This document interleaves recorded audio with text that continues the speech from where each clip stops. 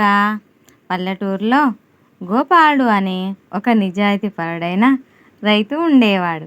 గోపాలుడికి ఒక చిన్న పొలం ఉండేది. దాన్ని ఎంతో కష్టపడి సాగు చేసుకునేవాడు.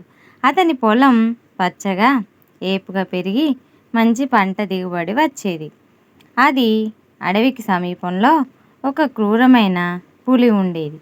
ఆ పులి చాలా ఆకలితో ఉండేది మరియు అడవిలోని జంతువులను, అప్పుడప్పుడు పొలంలోకి వచ్చే పశువులను వేటాడేది. పులి గురించి రైతులకు ఎప్పుడూ భయమే. ఒకరోజు గోపాలుడు తన పొలం పక్కన ఉన్న పొదల్లో ఒక జింకను చూశాడు. ఆ జింక చాలా భయపడి ఉంది.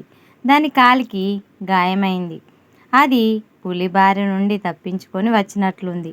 గోపాలుడికి ఆ జింక పట్ల జాలి కలిగింది. పాపం, పులి నుండి తప్పించుకొని వచ్చింది, కానీ గాయంతో ఉంది అని అనుకున్నాడు. గోపాలుడు జింక దగ్గరకు నెమ్మదిగా వెళ్ళాడు. జింక భయంతో దూరం జరగాలని ప్రయత్నించింది, కానీ గాయం వల్ల కదలలేకపోయింది. గోపాలుడు దానికి ధైర్యం చెప్పి తన ఇంటికి తీసుకువచ్చాడు.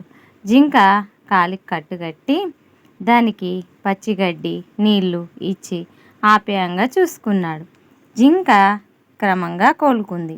కొన్ని రోజుల తర్వాత జింక పూర్తిగా కోలుకుంది. అది మళ్ళీ అడవిలోకి వెళ్ళడానికి సిద్ధంగా ఉంది. గోపాలుడు జింకను అడవి అంచున వదిలిపెట్టడానికి తీసుకువెళ్ళాడు. జింక గోపాలుడికి కృతజ్ఞతగా తల వంచి అడవిలోకి పరిగెత్తుకుంటూ వెళ్ళిపోయింది.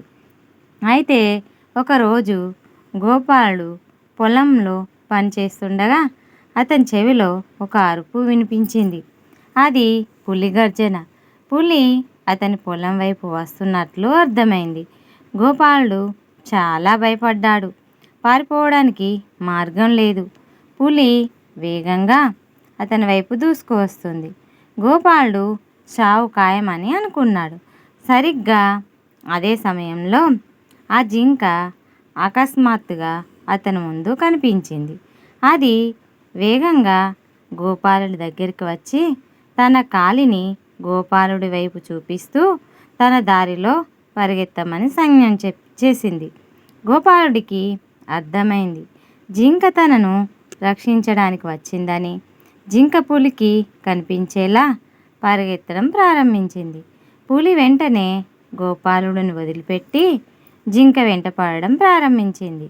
జింక ఎంతో తెలివిగా పులిని తన పొలంలో నుండి దూరంగా అడవిలోకి మరింత లోతుగా తీసుకువెళ్ళింది. అది చాలా తెలివిగా పులిని గందరగోళానికి గురిచేస్తూ చివరకు ఒక లోతైన లోయ దగ్గరికి తీసుకువెళ్ళింది. జింక ఆ లోయ దగ్గర అకస్మాత్తుగా ఆగిపోయింది. దాని వెంట పరిగెత్తుకుంటూ వచ్చిన పులి అకస్మాత్తుగా జింక ఆగడం చూసి అదుపు తప్పి లోయలోకి పడిపోయింది. పులి పెద్దగా అరుస్తూ లోయ అడుగుకు చేరుకుంది. జింక పులి లోయలో పడిపోవడం చూసి తిరిగి గోపాలుడి పొలం వైపు పరిగెత్తింది. గోపాలుడు ప్రాణాలతో బయటపడడం చూసి ఆశ్చర్యపోయాడు. జింక గోపాలుడి దగ్గరికి వచ్చి శాంతంగా నిలబడింది. గోపాలుడు జింకను కౌగిలించుకొని దాని తెలివి కృతజ్ఞతలకు ధన్యవాదాలు చెప్పాడు.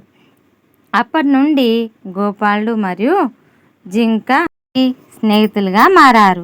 ఈ కథలో నీతి ఏమిటంటే, మనం ఇతరులకు చేసే మంచి కష్టకాలంలో మనకు తిరిగి సహాయం చేస్తుంది. ఈ వీడియో చూసినందుకు ధన్యవాదాలు. ఈ వీడియో నచ్చినట్లయితే సబ్స్క్రైబ్ చేయండి.